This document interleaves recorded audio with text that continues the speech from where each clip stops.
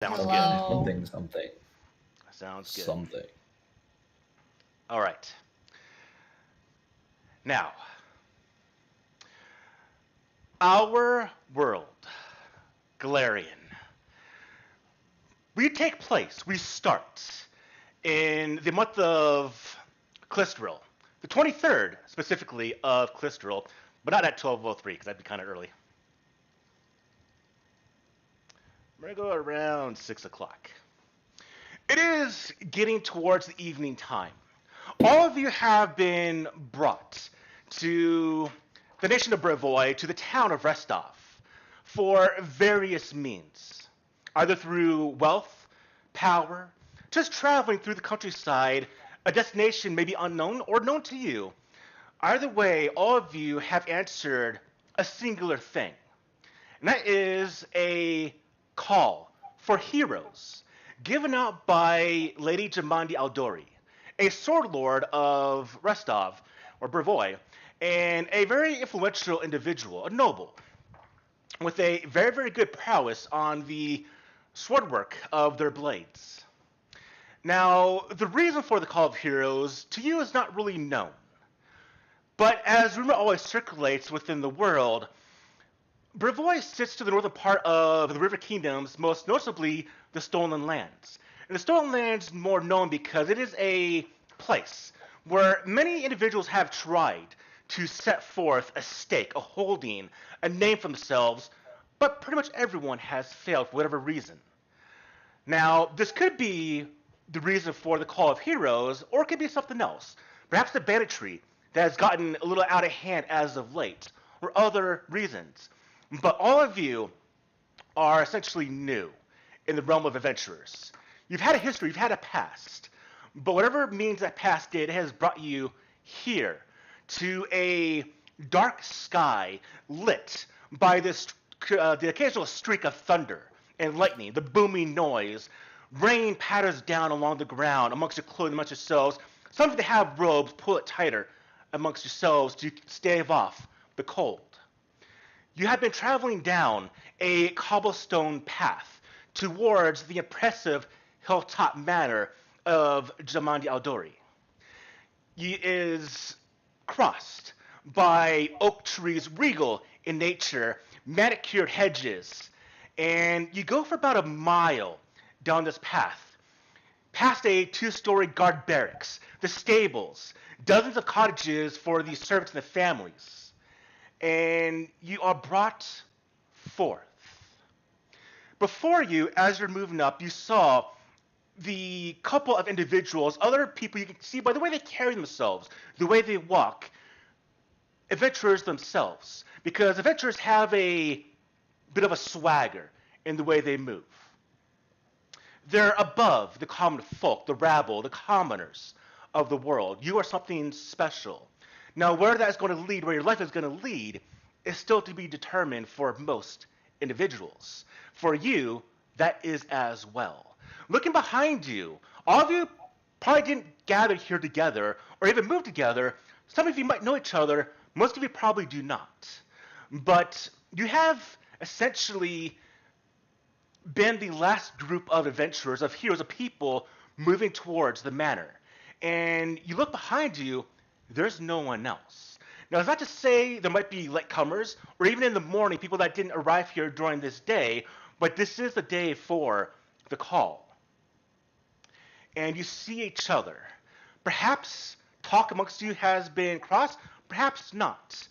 Most notably, you'll probably do this during whatever task or objective that Jamandi is going to task you with. But before you think about potentially introducing yourselves or going and pressing further, you arrive at the large double doors that are very, very well made, crossed with iron bands, some carvings upon the door, and an individual who is standing out front, an elderly human male who has very, very nice clothing, is a servant, but is well kept, looks very, very regal himself, like he takes pleasure and honor in being a servant to this household. And as the four of you do come walking up, he turns and directs attention towards each of you individually very, very quickly. Are you here for the Call of Heroes? Yes. We're here. I'm here at least. Me and Gilly are here. Don't know about everybody else. Yeah, Am? that would be an accurate deduction. Very well. I do believe you are the last group of adventurers to arrive today. Please enter into the hall and take a seat. And he turns and grabs the handle of these large doors and opens it with a, well, not a noise at all. It's a very, very well kept door, as everything on this premise is. And you immediately see the interior with noise, people talking, and just a sight that is quite nice. I am now going to bring you to another map. Then I'll start getting to explaining what we will be seeing.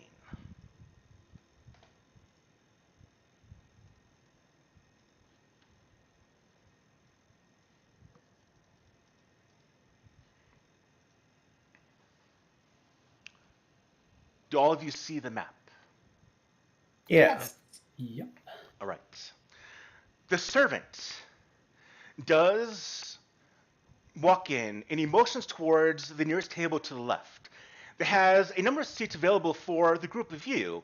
The other tables are mostly full. Some are definitely occupied by individuals. Some have occupants, or I should say they have their belongings, swords, weapons, armor, clothing, bags upon the seats, leaving just really this table. And he motions to this table, please take a seat.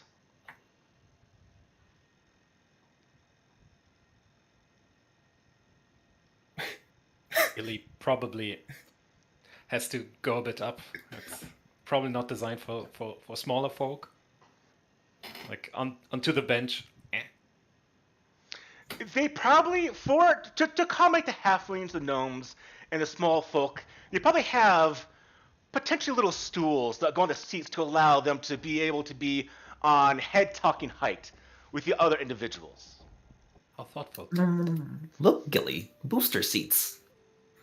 Exactly. How kind. Seeing the dog over in the other table nearby, I just sit with my cat as far from it as I can. Your cat does come out, and there it is. Now, this spacious hall has been prepared for a great feast. Servants hustle and bustle about, while several armed soldiers, the house guards of Lady Jamandi, they do watch over the hall from their positions along the east and west walls, which I forgot to put down, but we'll ignore that. To the north, a fire crackles away in a large fireplace. An iron lever secured by locks adorn the fireplace's eastern face. Two massive crystal chandeliers hang from the ceiling 20 feet above you. The walls are decorated with painted murals of idyllic woodland scenes, nymphs frolicking amid waterfalls, satyrs dancing with fawns in wooded glades, and various winged fairy creatures that are flittering through the trees. 9 long tables are arranged around the room, and as you come up to them, you sit down, you notice that they all hold plates, utensils, mugs, goblets, and ready to be poured pitchers of ale, wine, mead, and water. The smell of roasted meat and other delicious scents fill the room. Yet nothing has been served, no food has been brought out, but the smell does drift in from other areas, and even to now, you might feel your stomach growl a little bit, starts to rumble, maybe the saliva picks up in your mouth, as you're definitely accepting that a feast is going to happen here. And everyone takes a very quick glance in your direction. Some give you the appraising eye up and down to gauge who you are, how you are, what you are. Some just look and look back, talk with conversation beforehand. Some just ignore you. As you four sit down at the table, let's do the initial introductions for each other on what we see. Now, it's up to you if you want to do a little bit of talk or just go ahead and, for right now, let's actually just go to what they see. So, let's go from top to bottom. So, Annie, go ahead and describe what everyone here at the table sees when they see your character. All right. So when you see my character, you see a red-haired, little Isoki, little rat folk dude. He's not very well armored. He's equipped with a long bow. You notice that compared to most other rat folk, he might have a longer snout, so that might be something that comes into play. But he seems to be on the younger side of rat folk, maybe something less than 10 years old, which is their adulthood for rat folk specifically. You see his face just like looking around, taking in all the sights, being somewhat investigative, and he's just you see that he's in thought while he's staring at all these folks.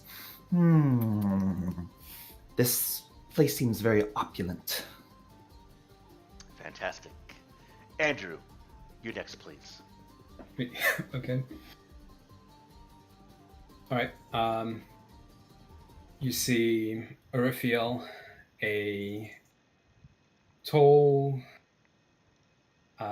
lightly built, slender elf wearing loose, flowing robes made of hide and accentuated by leaves, branches, and feathers.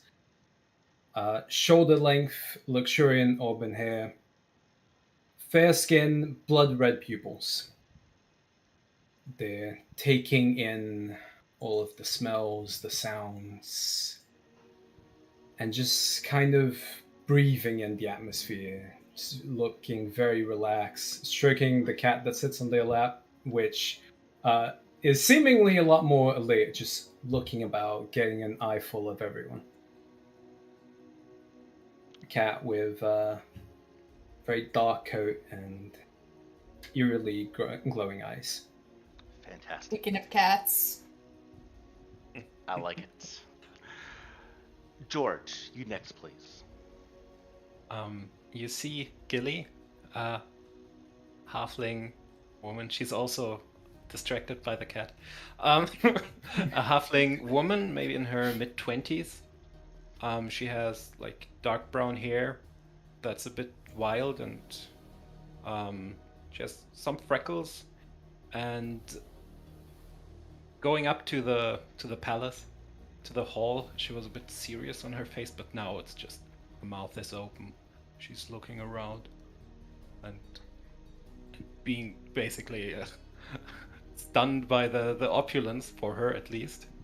And when she came in, she had a lot of baggage. Like, there's a lot of stuff she brought with her.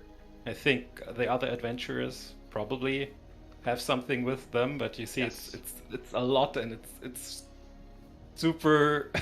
the rucksack just it's bogged down by metal in there and everything. But she's ordinarily clothed, and she just maybe sometimes goes over to Graham and to the red folk and like, look at that, what is that? Are there like fairies or something? And just like is a bit taken in by the surroundings, and at some point she realizes there are other people around her. Oh wow, there are so many different people, and it's a bit starstruck. Fantastic, thank you. George, and lastly, Morgan. Introduce your character and what they see, please. Okay, so my character is Adara. She is a tiefling of human descent. She wears a blue dress and she has golden eyes, red hair, short red hair, curling ram's horns. She's dressed rather modestly, but what she's looking at is really the other adventurers. She doesn't seem to mind the opulence of the room. almost as if it's a regular occurrence for her. Not exactly like she's a noble lady, but rather that she's more been a been to nobles' homes before for whatever reason. As if it's, been there, done that. Doesn't really bother her too much. All right, fantastic. Thank you very much. Before y'all see each other, sitting across from each other, next to each other, the equipment, your gears, everyone has brought equipment. No one is going to essentially be going off on their own potential, or they brought other gear with them. You see swords, you see blades, you see shields, bags, and some are against the wall, some are on the unoccupied seats within the hall, some are still on the backs of the other adventurers here, and adventurers that you all see. Everyone here is a person higher than life. Before any actual conversation might be had, you're interrupted by the doors opening, and a striking half-elf woman enters the hall, followed by an aristocratic middle-aged human man. Now we'll put down on the screen what you see. This is the woman, followed by the man. You can click on these pictures, and it'll bring up a large image. Some of you will recognize these. The man wears a finely tailored clothing fit for a noble, while the woman appears dressed for battle. She wears a fine leather coat over a sparkling mail shirt, and at her waist hangs an Alduri dueling sword with a bright silver pommel, and the two make their way to the head table where they both remain standing. The man speaks first. Greetings, heroes. I'm Yosef Selimius, Lord Mayor of Restov, and this, as he gestures to the woman next to him, is Lady Jamandi Aldori. We both thank you for answering her call for heroes. You may be few, but we need only the best for this great task. You see, Lady Jamandi offers the room a very, very bright smile before she speaks. South of here, beyond Bervoy's border, lie the stolen lands. This disputed territory has been claimed time and again by would-be settlers. But because the area has been a haven for bandits and monsters, it has never been held for long. Restov intends for this to change. I have enough courage to drive off the dangerous denizens of the stolen lands. If you have enough courage to drive off the denizens in these dangerous lands, you can seize territory for yourselves and name yourselves baronesses or barons. Restov intends to recognize the legitimacy of the new rulers of this land, and none of the other neighboring realms care enough to challenge you. We are prepared to provide backing as a trade partner and military ally. If you claim the land, you will have my, indeed all, of Restov's support. She raises her goblets. But the details of your individual missions and charters into the stolen lands can wait. I raise to you my glass, brave heroes. For now, let us eat and enjoy this evening. Tomorrow promises to be a very busy day. And with a ring on her finger, she taps the side of the goblet, and then she drinks. You see the other individuals in the room take that as a cue to also drink their goblets. And then immediately, you see servants that have been slowly filling out into the room while she was talking. They now immediately head towards the tables, filling mugs with ale, fruit juice, or water for those that seek it. Some that are bringing over feasts of food for all 4 courses. Greens that are lavished with savory oils, spiced seasoned waterfowl, tender roast boar, and selections of desserts and cheeses. She sits down. Yosef Lemia sits down. The two go into quick conversation, and everyone else now starts getting to the food and starts consuming while talk erupts in the room with various calls of, I knew it, this is what this means, we're going to take over this land, to some being, this has got to be some ploy, there's some other alternative motive here, to a large, kind of scantily a little bit dressed woman at your table. This will be easy. Nothing can stand up to my blade. And you see behind her is a very, very large bastard sword, taller than most people in this room. But now everyone just gets into talk and starts enjoying the food. And all of you can now also enjoy into the food. As one of the servers comes by, would you prefer some water or juice or ale? And each of them, there's a couple of them, each go to you individually, offering you drinks for your other goblets that you drank from initially.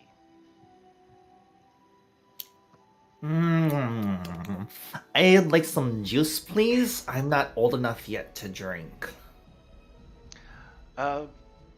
Okay. And she pours a bit of juice into your goblet, Graham. And conversation is now filling the hall. And you get to get a look now at the other individuals at your table. Now, everyone inside this room, on the tables to the far left to the far right, your own table, there's mixes of elves, humans, dwarves, halflings, even a lizard folk. One imposing sight is the far northwestern table, 4 individuals in plate mail, helms still on, goblets not even drunk, food not even taken. They actually motion no to serve that bring over food. One individual does consume food, but the 4 seem to, well, maybe make a stand or make a note, because they themselves look very imposing, almost intimidating. But you can tell they're in a bit of conversation with themselves. But your table does have a group of individuals. Seated directly next to you, Graham, is a dwarf. Bit of graying hair, bald, very, very serious look on his face, eating the food, mumbling some words under his mouth about death and some other things you don't quite hear off initially. Next to him is a actually rather remarkably beautiful woman, although she is adorned in plate mail. And she's also having a bit of small talk with the woman across from her.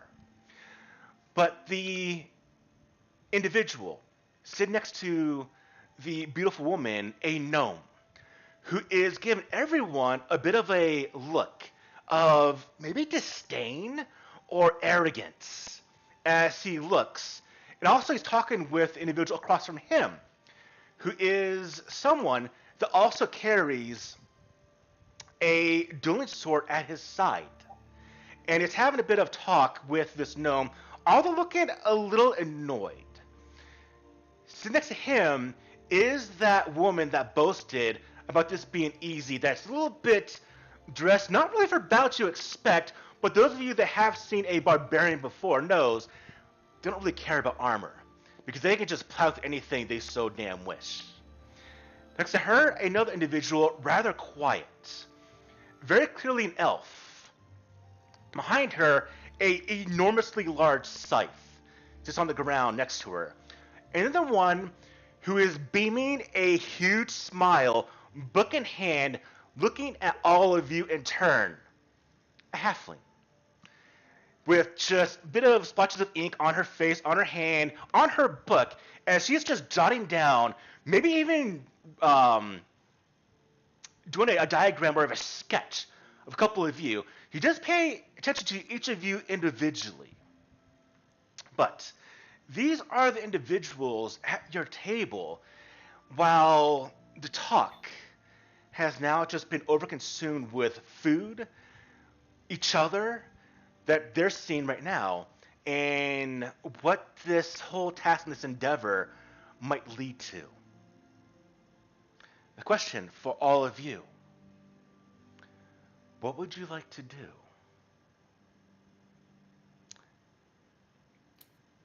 I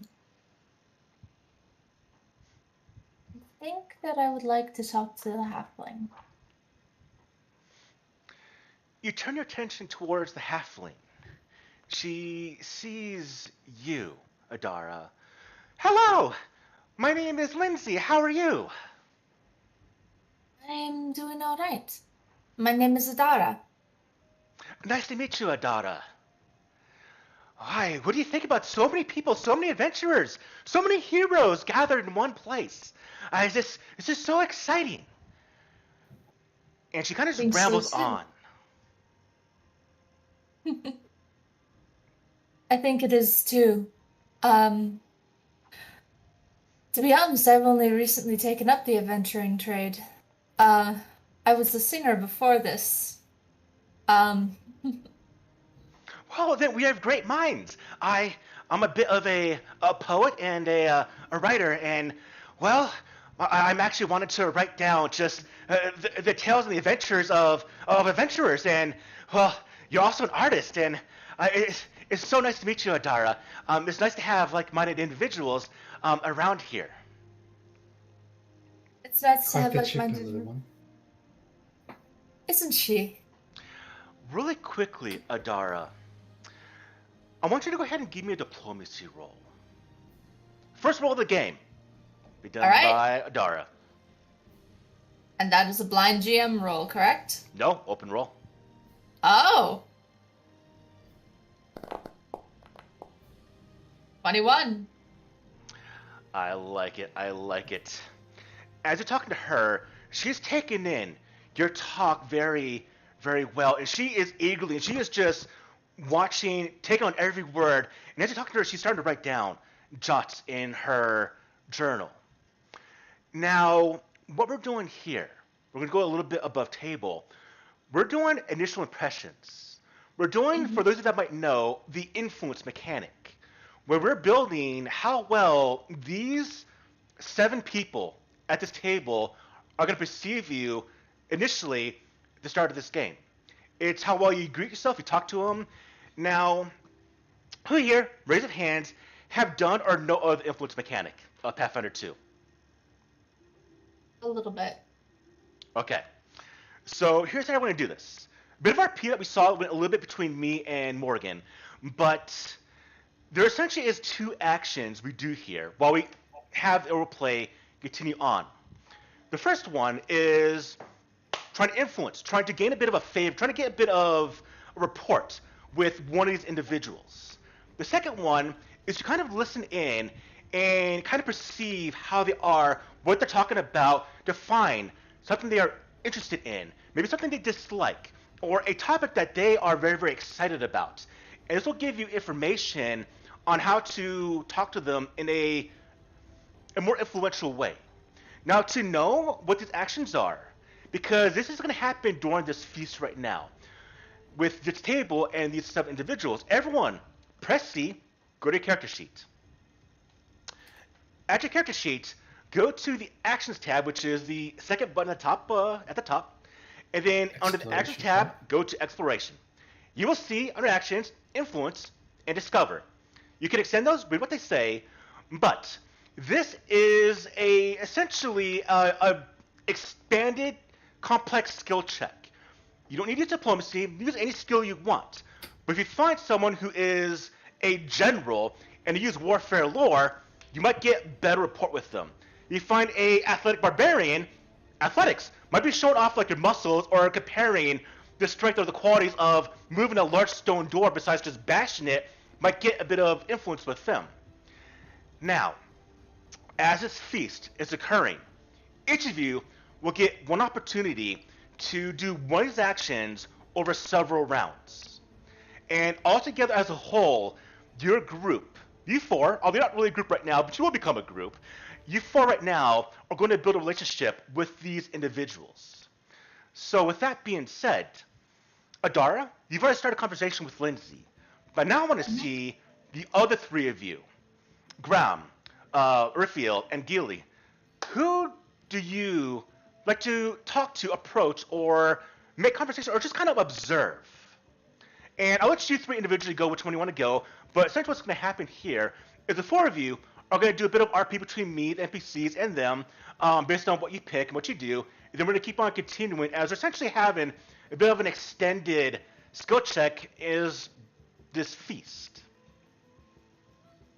So right now, Lindsay and Adar are in a bit of small talk with themselves.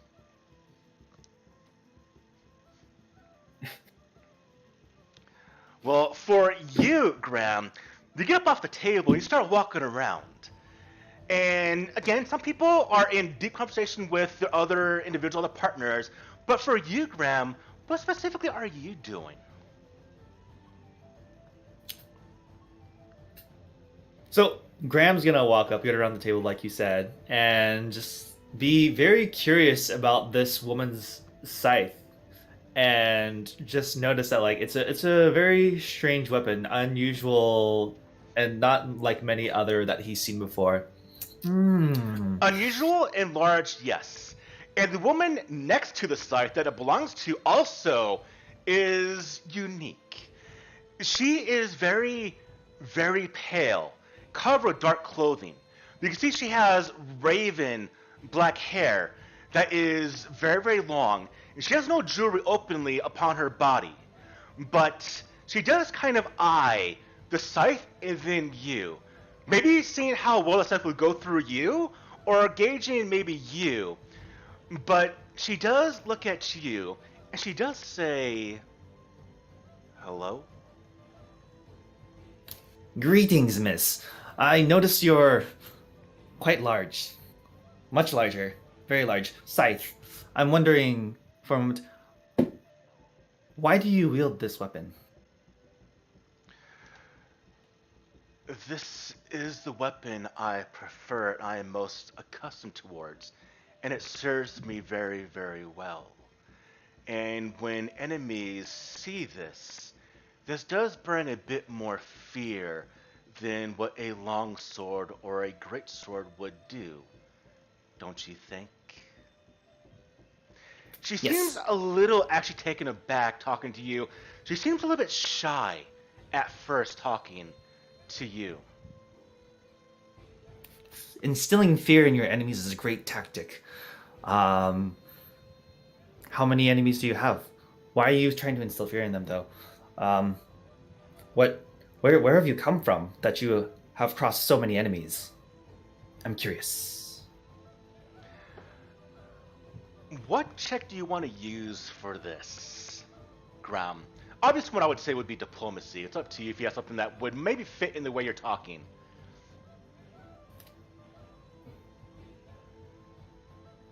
Yeah, I feel like diplomacy would be the best one here. Diplomacy, please.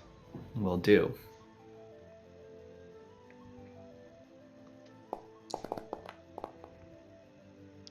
Fantastic.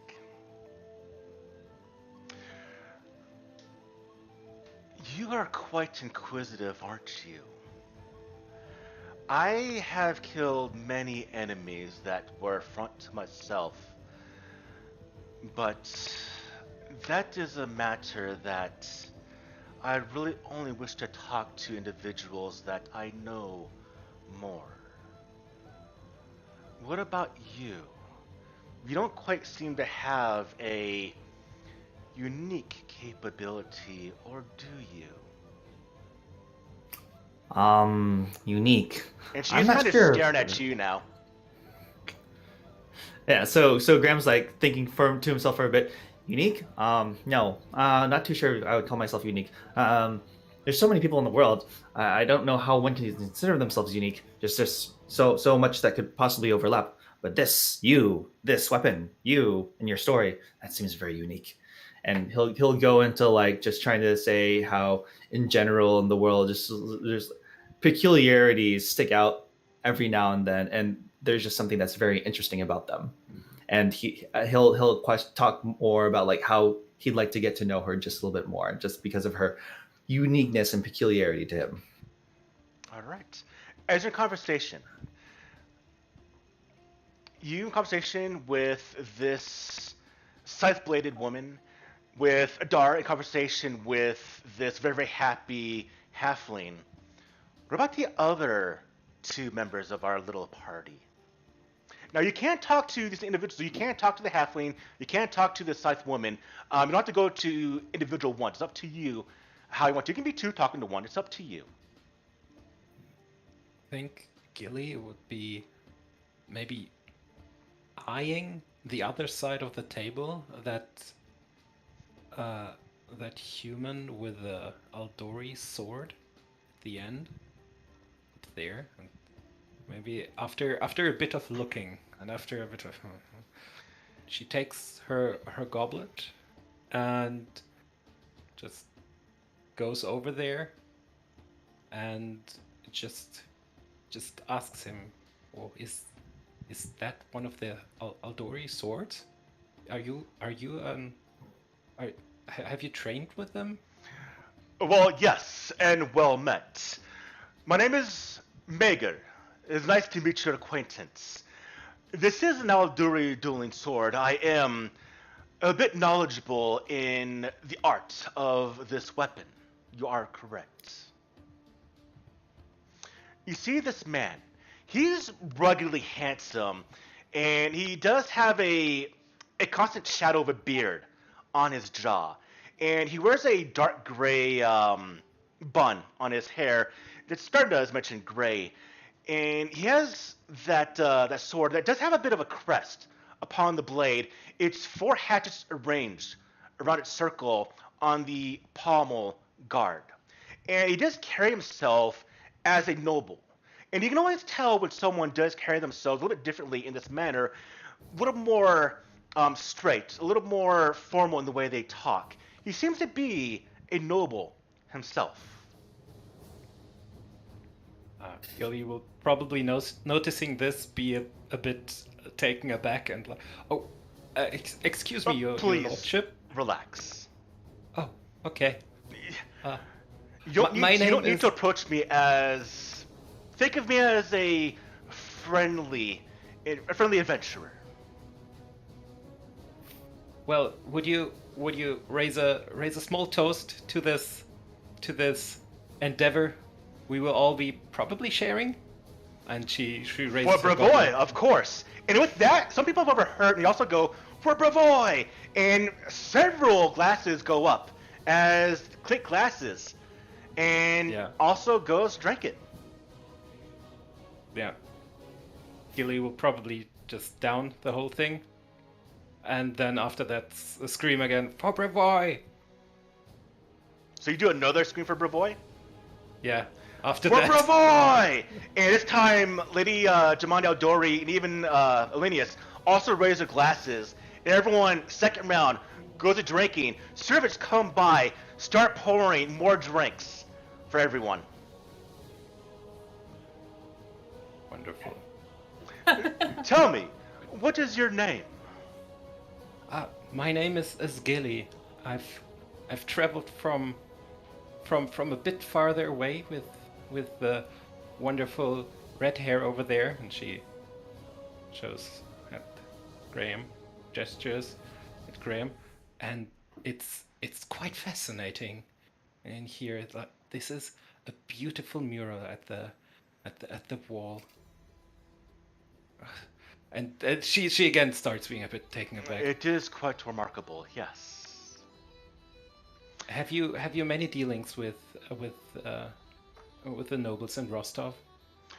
I do have a fair shake, yes.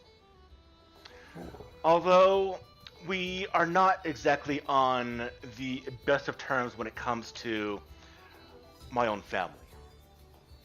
But that's a story for another time. And she looks at her cup and like, yes, I understand.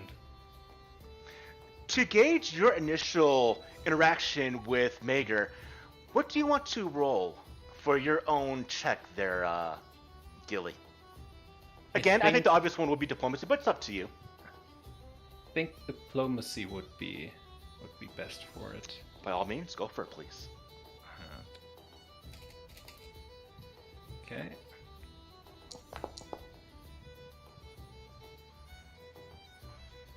Would you want to hero point this? If you ask like this, sure. Sure thing. Alright, do you know how to hero point in Foundry? Nope. Alright, so for everyone as well, if you right-click the way you just did, the chat card, it should up an option to re-roll with hero point. Okay, reroll using a hero point. There we go. Maybe you stumbled over your words a little bit, or you said you're a bit nervous. And so he does have a bit of a smile, he does see you're nervous talking to him, but eventually you kind of gain a bit of more confidence, or he kind of looks a little inner deeper towards you, and the conversation starts to come a little bit easier between both of you as you're going into discussions amongst a bit of the nobility in Restov and Brevoy, and it's going rather well. Lastly, this leaves to... Am I pronouncing this right, Arifiel? Yep. All right. During the cheers of for Brevoy, Arifiel would have joined in, and briefly after it, perhaps inspired by all of the sounds, their cat just hops off their lap and makes their way over to these two over here. Arifiel follows after, just catching up to their cat as it's hopping up onto the bench and just getting acquainted with these two individuals. Right here? Pardon. Right here? Pardon? Yep. Oh, what a beautiful cat. And you My see as the apologies. woman does... Sorry, go.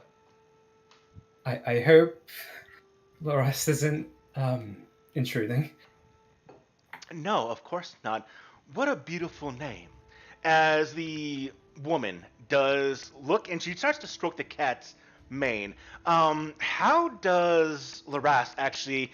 Does Loras accept it or not want to allow the woman to kind of stroke her mane? It's a bit of both, like recoils slightly, but then goes into it. Okay. So there's a bit of hesitation from her hand. Not in any threatening way, but once Loras does come forward, then she starts to gently stroke the fur. You see the dwarf kind of look at the cat. It is a very nice cat. Hopefully it lives a long life before it consumes and goes back into the soil, like we all will. And his talk kind of makes everyone a little bit down.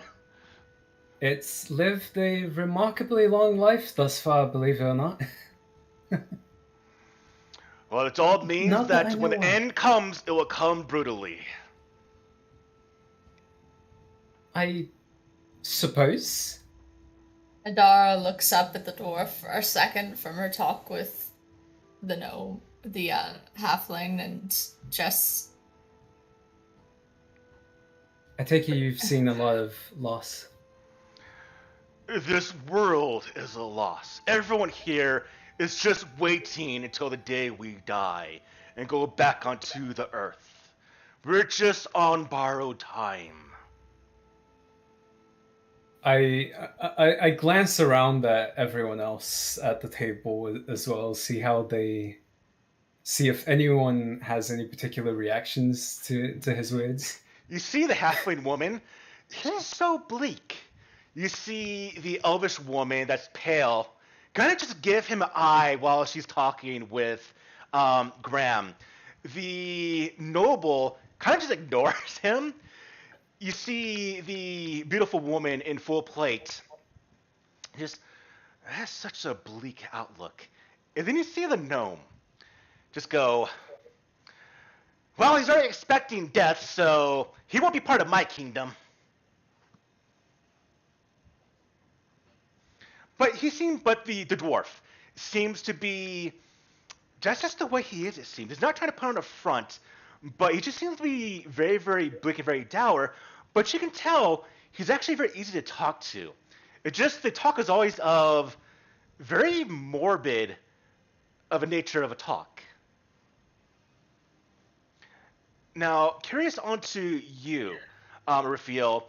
Which one do you kind of drift towards conversation-wise? The dour, kind of bleak dwarf, or to the woman?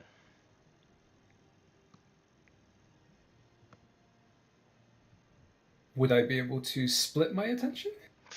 And this one, no. No.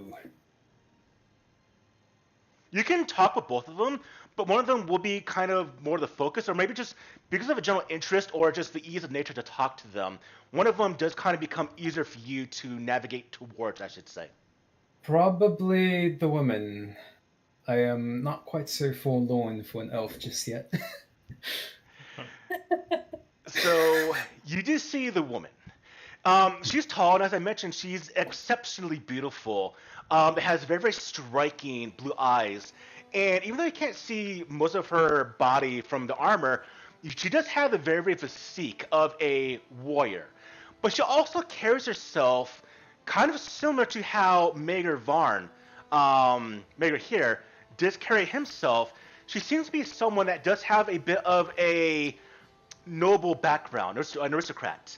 And she is also a bit easier to talk with you, Raphael. It's nice to meet you. My name is Valerie.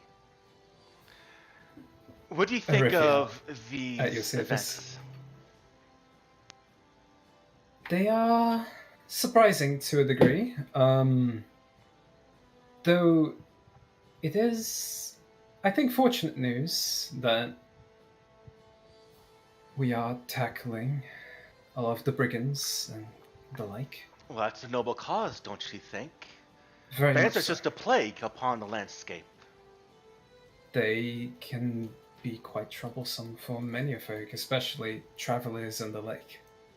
I have been on the road for a long time, so I've had an encounter here and there.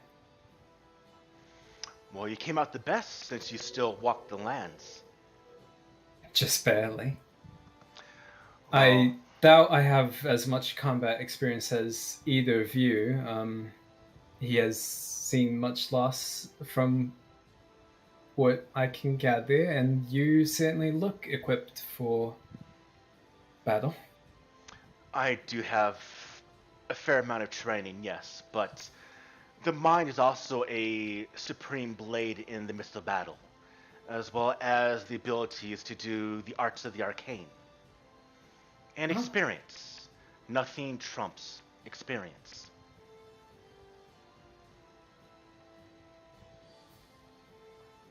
You're a practitioner of spells, also. Myself, no. I am trained in the arts of the sword and the shield. I see. I misinterpreted you. I apologize. Hmm. But everyone within this room that I can see does have an area of expertise. That would seem to be the case. For you, Raphael, or continue if you so wish. I feel humbled to a degree. I've just spent a lot of time in the wilderness and learned to manipulate it in my own way. So you're also one with the arts of using magic? Primal magic, yes. Fantastic. An earthly-based nature. Very beneficial. I've had some friends of that. Quite remarkable in what you can do, what you can call upon. It is helpful to call upon nature to stay above the end for your allies. What can I say? Indeed it is. For you, Raphael, what skill check do you want to use? Diplomacy, you also you think be the main one here, unless you can think of a way to make it fit another skill check.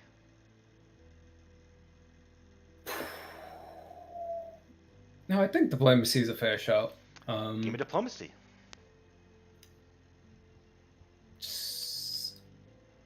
I don't remember where the skills are located. Give me a second. Found it. Okay, diplomacy.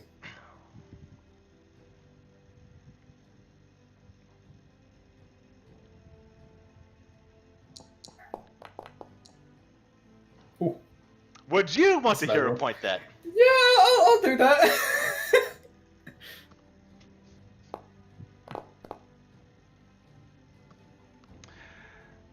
As you're talking little with bit. her, she does give you attention, but the talk of the dwarf does at points distract her, as well as actually the woman next to her, or I should say across from her, who is just kind of getting a little annoyed. Everyone here seems to be a bit weak. Can you also